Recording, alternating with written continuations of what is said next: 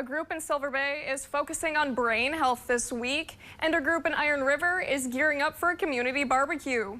All that and more as we take you around the Northland, city by city.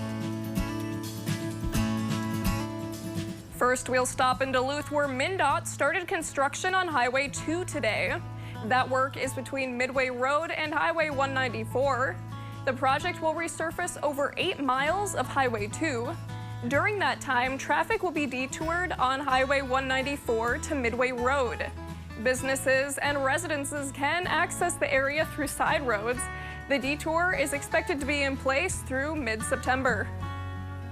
Next, we'll stop in Silver Bay, where North Shore Area Partners is teaming up with the Victory Fund to host Brain Health Week. That kicked off today and will host different activities each day this week. Events will range from informational presentations to getting outside for a walk. If you'd like to join in any of these activities, you can call the number you see on your screen. We will end in Iron River, where the VFW and Hanson Mackie American Legion are gearing up for their Flag Day community barbecue. That's on Sunday, June 14th, starting at noon. The day will start with a flag retirement ceremony before firing up the grill at 1 p.m. Food will include burgers, pulled meat, hot dogs, and sides.